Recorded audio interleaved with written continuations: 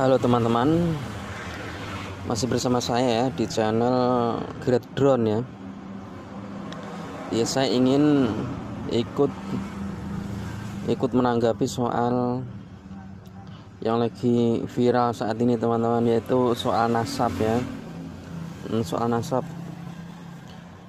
antara Habaib sama Kiai Nusantara lah ya, yang seperti itu.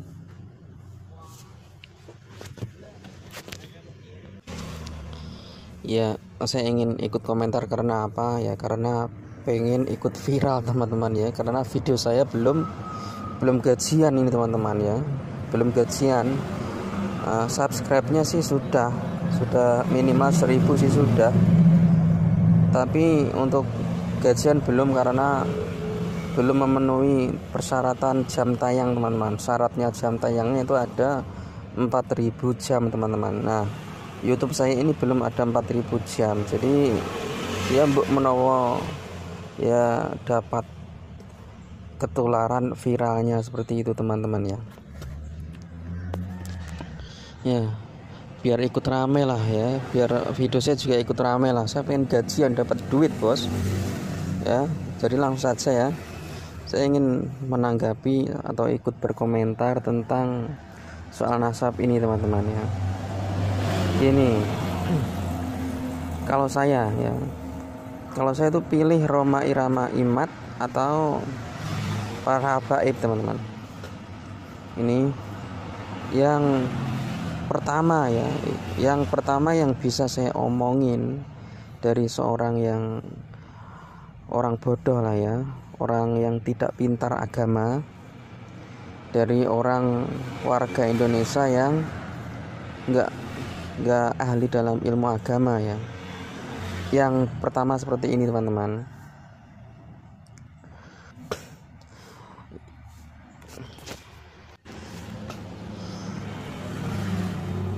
Ketika saya melihat video di sosmed ya, di YouTube, di Reel maupun di TikTok, itu saya melihat ada seorang kiai dari Kiai pribumi lah ya, jadi warga asli Indonesia ya, orang Jawa ya, orang Jawa yang saya tahu, orang Jawa saya nggak pengen menyebutkan itu. Dia mondok ya, dan dia berkata bahwa kitab yang diajarkan ya, sebagian kitab yang diajarkan oleh para santrinya teman-teman ya, itu ada sebagian kitab kalangan dari Ba'alawi teman-teman. Entah benar atau enggak, saya kan cuman ngaji saja teman-teman ya. Saya cuman melihat video di sosmed. Itu ada satu kitab ya, ada sebagian kitab lah ya, yang dikarang oleh golongan Ba'alawi, dan kitab itu dibaca kebanyakan oleh para santri dari pondok pesantren teman-teman. Jadi pertanyaannya, kalau kita tidak setuju dengan Ba'alawi, itu normalnya kan semua pondok pesantren atau santri pesantren kan gagal itu. Dia sudah membenci atau tidak mengakui bahwa Ba'alawi adalah keturunan dari Nabi Muhammad teman-teman ya. Jadi seperti itu teman-teman, padahal itu karangan kitab yang hampir semua pondok pesantren pasti mengajinya teman-teman. Itu kalau saya sebagai orang awam, sebagai orang bodoh, terus membenci para Ba'alawi, kayaknya saya belum bisa teman-teman. Karena apa? Karena satu kitab di ngaji oleh para santri dari zaman dulu teman-teman. Jadi sudah lama sekali kitab itu berdiri.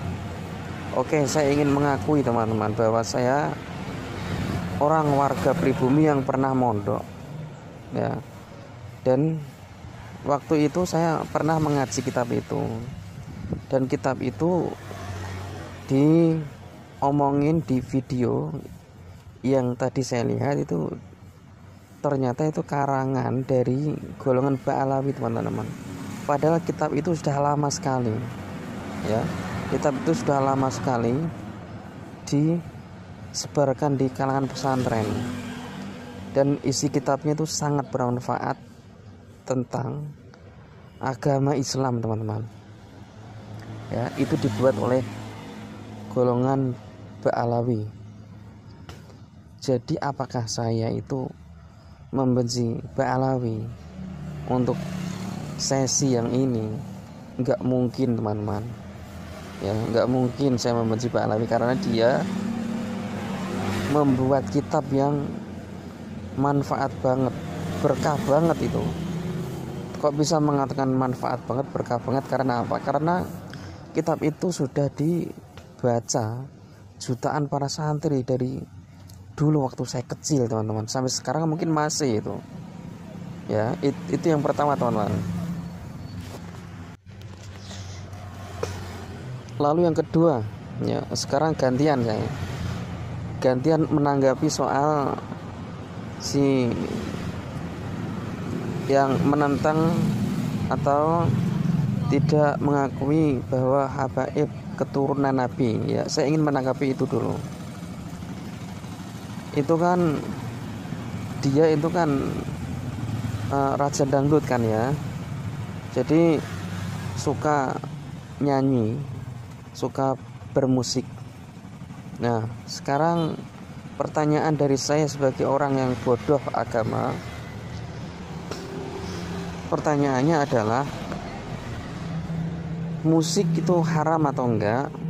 Nah itu saya sudah pernah menonton di video, ada ulama yang mengatakan bahwa kalau musiknya itu digunakan untuk maksiat, maka musik itu menjadi dosa ya, atau menjadi haram.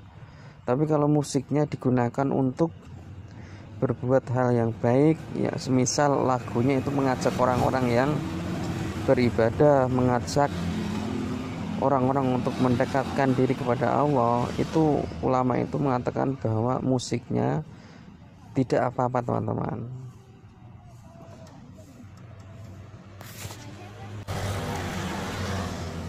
Bahkan ada yang bilang itu untuk melawan musik-musik yang maksiat ya.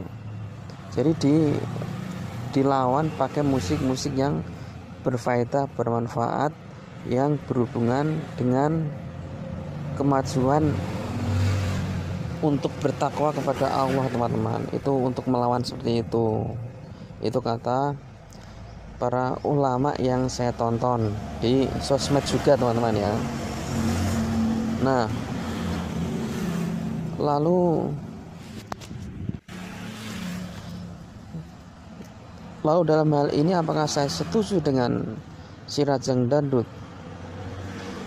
Kalau mengajak kebaikan musiknya saya setuju teman-teman ya, saya setuju. Karena itu banyak ulama yang mengatakan kalau musiknya untuk berbuat baik maka tidak haram. Nah, dalam hal ini saya setuju ya. Terus selanjutnya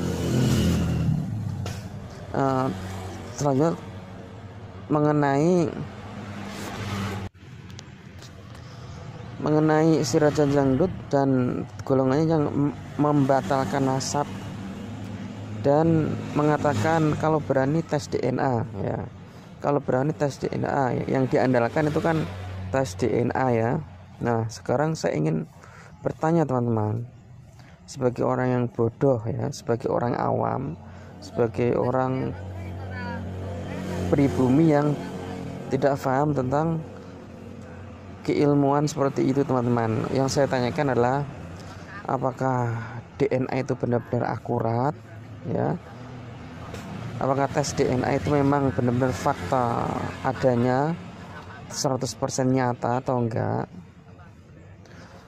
Karena setahu saya soal nasab, semisal ya, saya adalah anaknya orang tua saya yang bernama Suto, itu mungkin, itu umpama saja. Terus bapak saya, bapaknya ini, terus bapaknya ini, bapaknya itu sampai ke puncak simbah-simbah saya. Itu yang saya tahu sebagai orang awam, sebagai orang bodoh ya teman-teman ya. Itu yang saya tahu, itu yang tahu itu kan bapak saya teman-teman. Yang tahu itu kan bapaknya bapak saya. Yang tahu lagi kan bapaknya bapak saya, bapaknya bapak saya, bapaknya simbah-simbahnya sampai akhir. Yang tahu kan mereka teman-teman. Ya enggak? Yang tahu bapak saya, yang tahu bapaknya bapak saya, bapaknya bapak saya, kan yang tahu kan mereka teman-teman. Itu mbok lebih detail ya, itu kan lebih fakta kan, itu kan lebih nyata kan. Lalu fungsinya tes DNA ya, DNA itu bisa tahu fakta ya, fakta kenyataannya tentang bapaknya saya, bapaknya bapak saya, kan itu kan nomor 2 mbok. Yang lebih tahu kan bapak saya kan, kalau saya itu anaknya ibu saya ya. Terus ibu saya, ibunya ibu saya, kan yang tahu kan mereka. Kalau tes DNA kan pastinya kan nomor 2 mbok. Nah itu saya mengambil kesimpulan seperti ini teman-teman. Yang tahu bapaknya para habaib kan bapaknya mereka bos. Ya enggak, ini coba komentar tentang DNA ini teman-teman ya. Kalian berkomentar tentang DNA ini, yang tahu lebih nyata itu bapaknya atau DNA teman-teman ya. Atau kalian mungkin bisa menjelaskan apa itu yang dinamakan tes DNA, karena saya orang bodoh, nggak paham apa-apa. Jadi berkomentar teman-teman ya. Saya cuma mengambil kesimpulan bahwa nggak usah bahas nasab para habaib dulu, tapi bahas nasab saya dulu lah. Bahas kalian, nasabnya kalian dulu yang nonton video ini. Yang tahu kalian anaknya siapa itu siapa? Yang tahu kalian itu anaknya ibu siapa itu, coba kalian jawab. Yang lebih tahu siapa? Silakan komentar di bawah teman-teman ya. Yang jelas pasti banyak yang ngomong seperti ini. Yang tahu kalian anaknya siapa ya bapakmu bos. Yang tahu kalian anaknya siapa ya ibumu kan. Nah sekarang yang tahu bapaknya para habaib siapa? Pastinya kan bapaknya kan. Bapaknya tahu dari bapaknya lagi, dan bersambung seperti itu terus. Itu sudah dicatat oleh Robitoh Alawiyah teman-teman ya. Itu sudah dicatat di sana. Terus menanggapi soal ada info tentang bahwa si Raja Dangdut ditelepon oleh seorang habaib bahwa dia katanya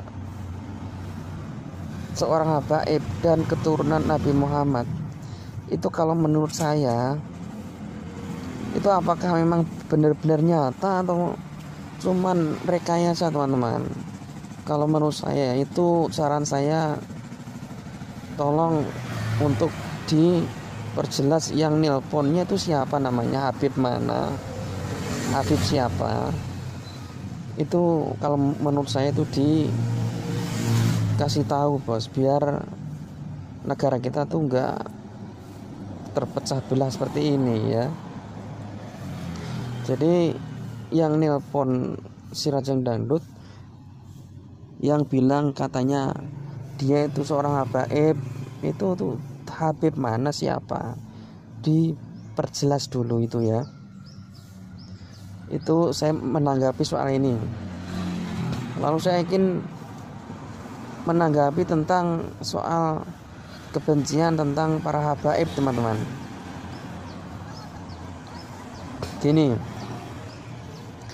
kalau saya disuruh untuk membenci para habaib, saya tuh bingung, teman-teman. Bingungnya kenapa?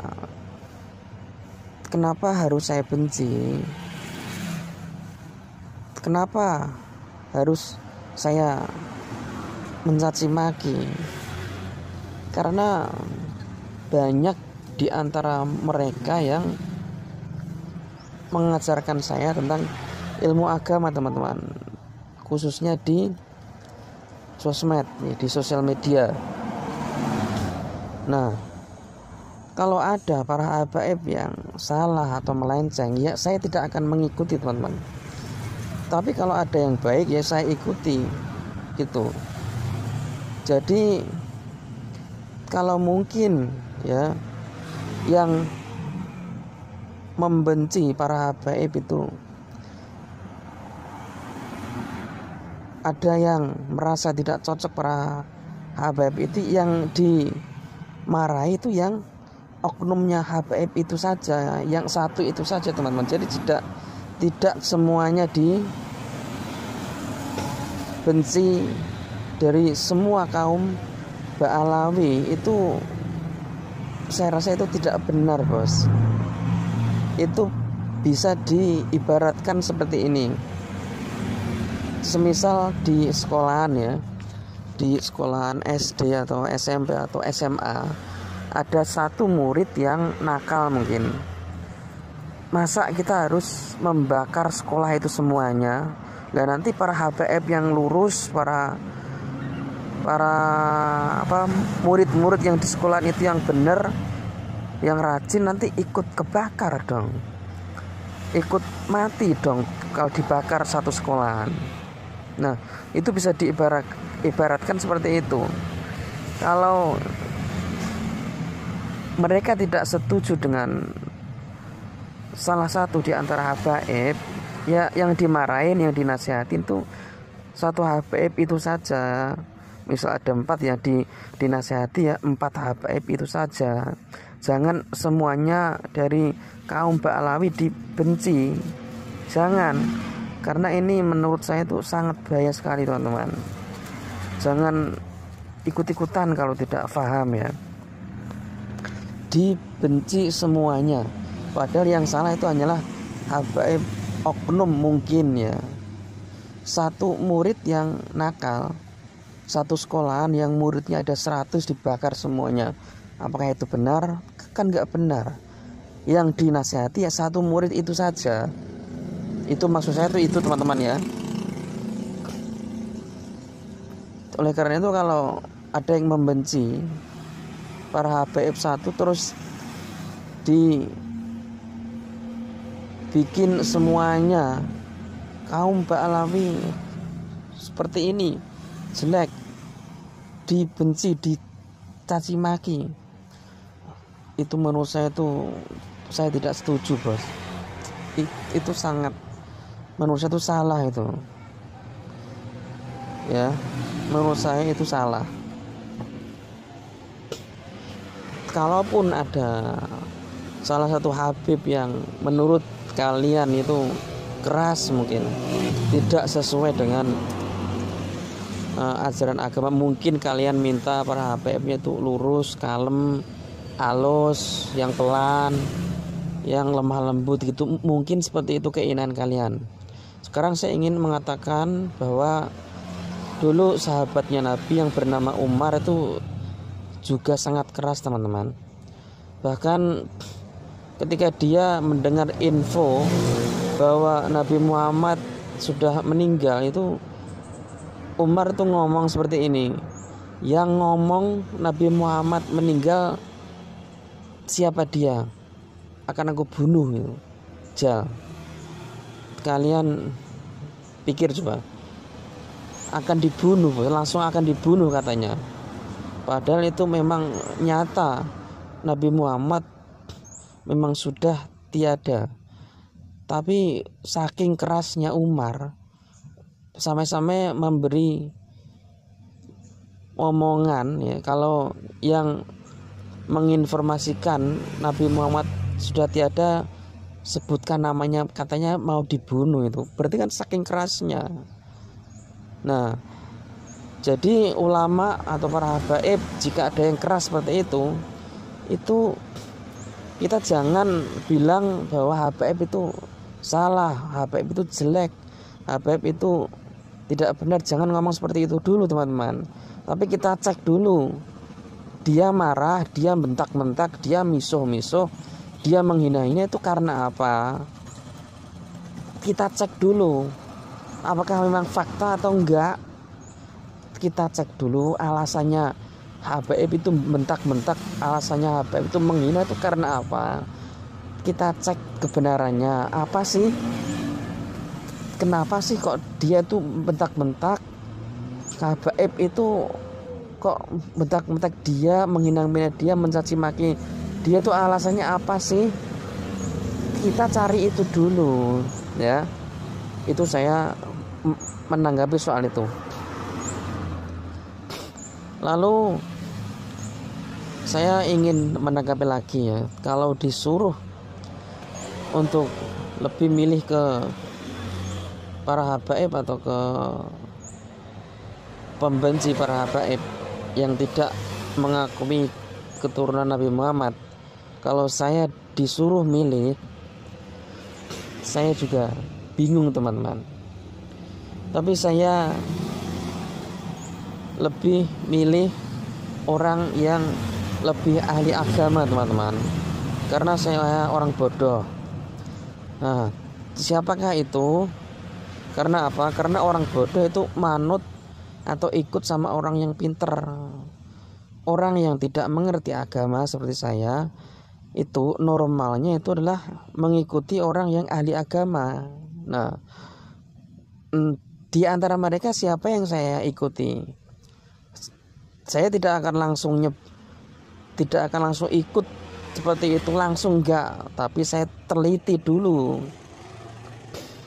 Semisal si A ini namanya siapa, orang tuanya siapa, dia itu sekolahnya di mana dari kecil, dia tuh mondok di mana, dia tuh kuliah di mana, itu saya teliti. Kalau dia memang benar-benar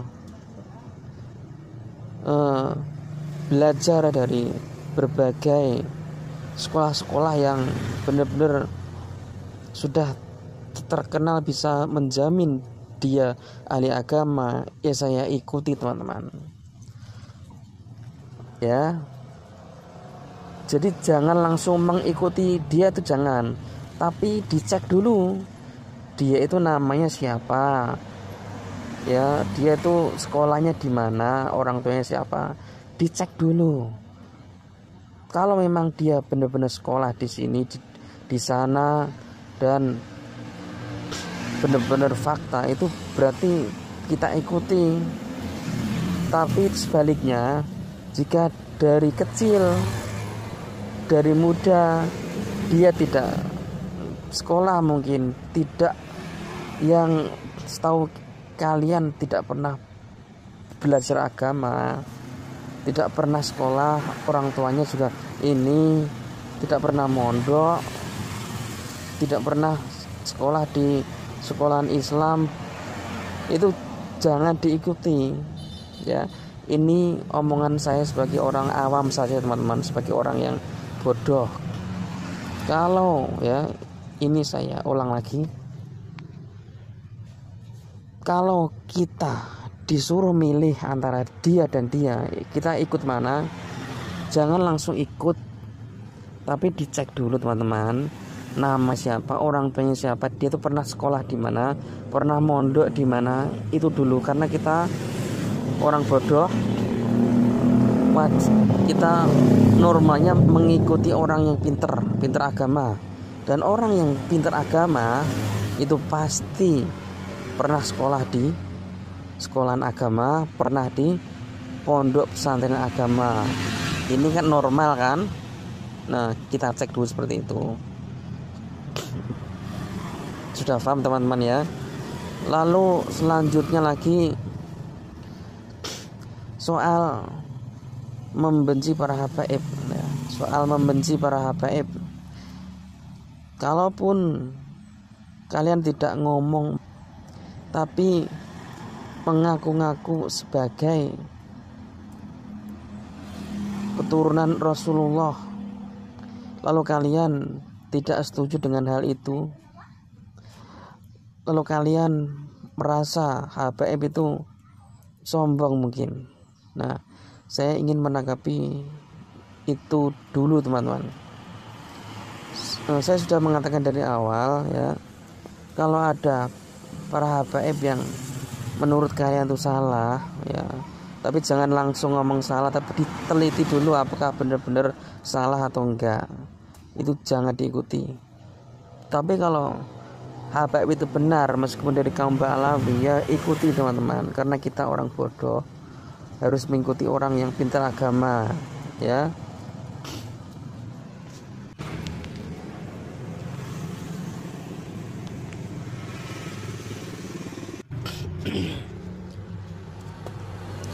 Oke, sekarang lanjut lagi. Kalau kita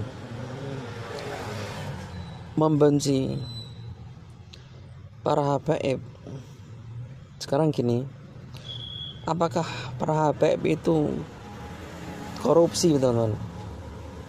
Ya, apakah para habaib itu mengkorupsi uang rakyat? Kalau memang ada, sekali lagi jangan ikuti ya. Kalau tidak ada para habaib yang korupsi uang negara, pertanyaannya kenapa harus dibenci? Kalau kalian ngomong seperti ini, saya tidak membenci bos, tapi karena dia itu merubah sejarah Indonesia, mungkin ya, mungkin kalian akan ngomong seperti itu.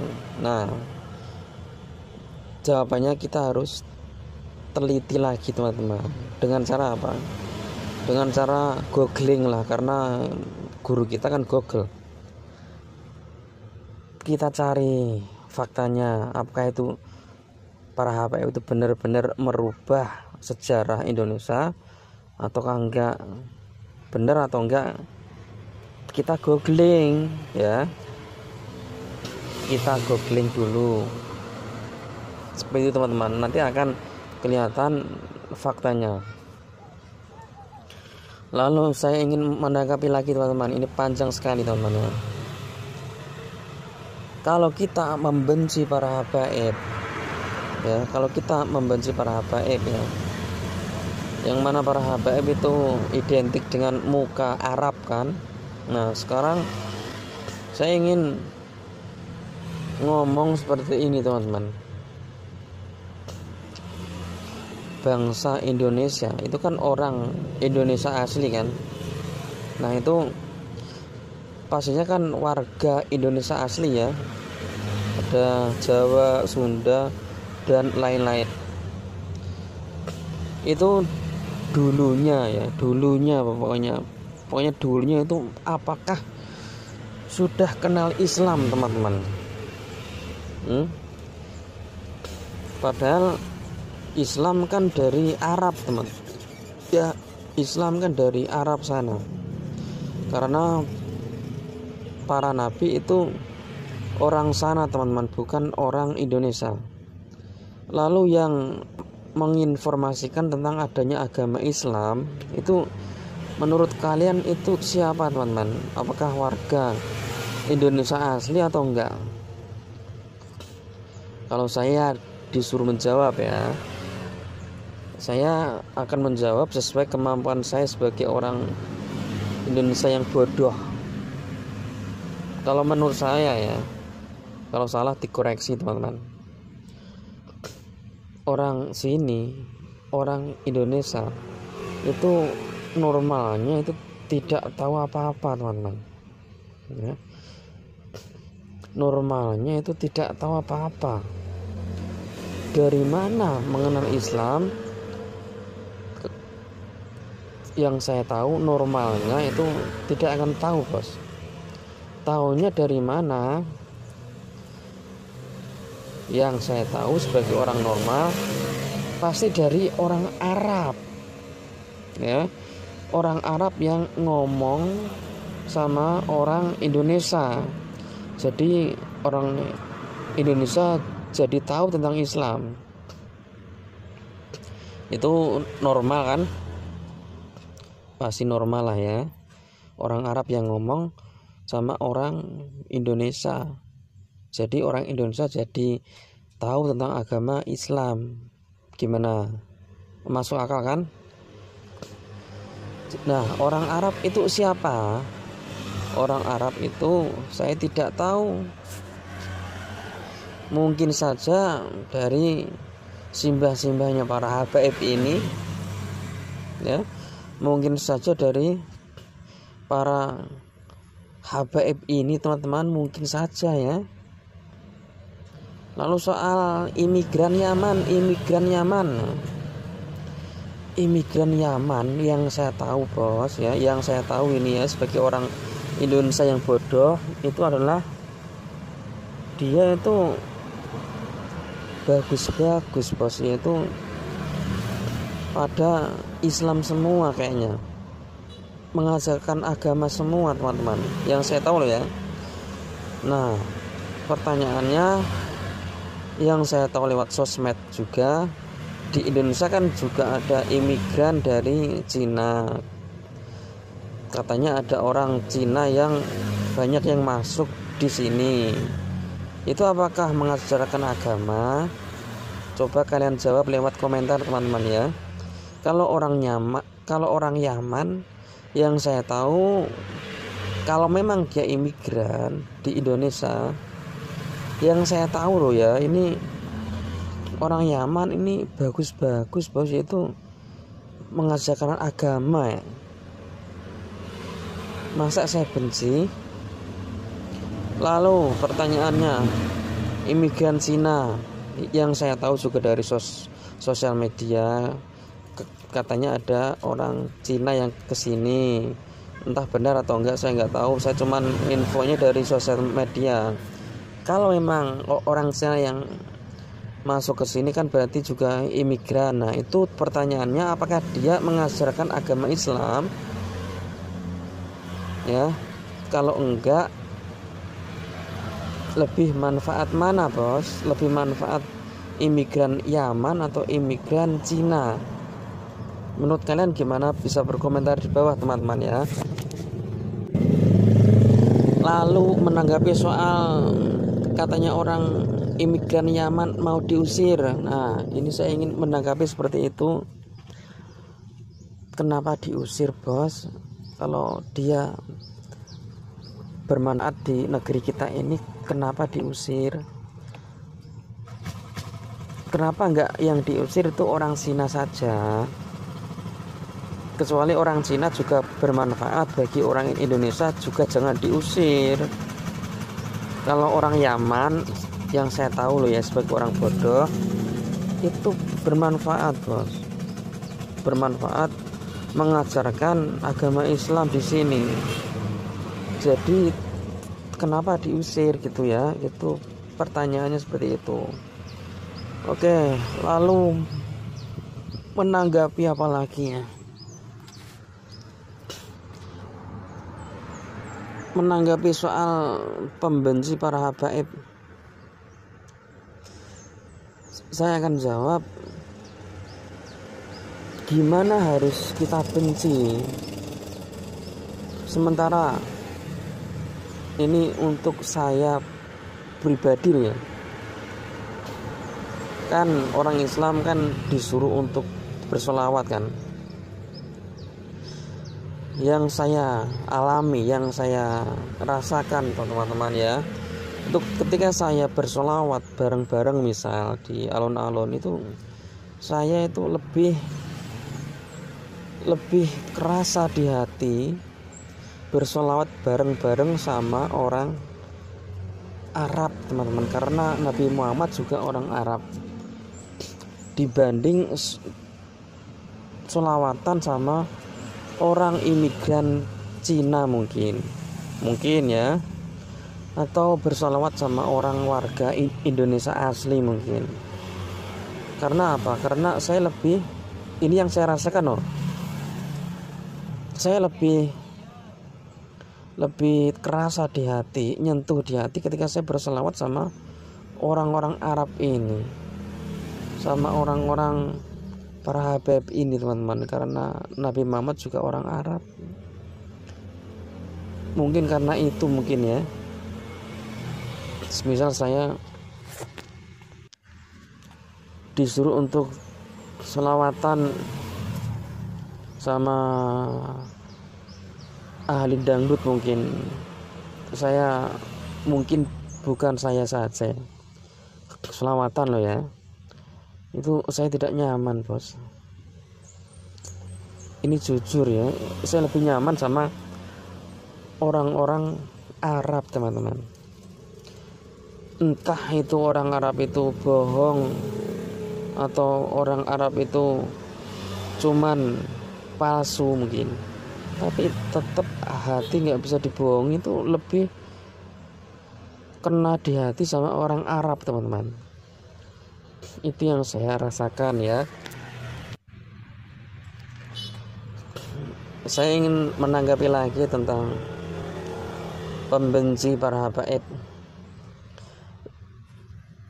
Saya ingin mengatakan bahwa apa alasan saya untuk membenci para habaib,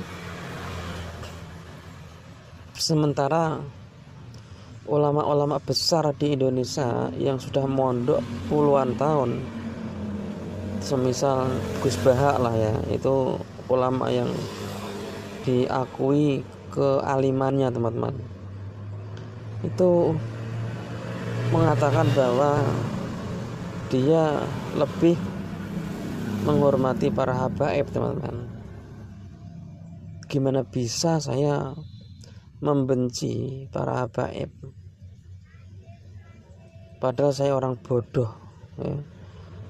Sementara orang-orang yang pinter agama, dia menghormati para habaib. Jadi saya mau tidak mau dan harus mengikuti orang-orang pinter itu teman-teman. Jadi saya harus mengikuti orang-orang yang ahli agama itu teman-teman. Salah bener pasrah baik ya, pasrah saya teman-teman. Mungkin video ini sampai di sini dulu teman-teman. Nanti kalau ada video yang perlu saya tanggapi akan saya bikin video lagi. Kalau ini ramai lah ya. Kalau ini sepi ya wes, nggak usah nanggapi lagi. Saya pengen ramai juga. Sampai ketemu di video berikutnya.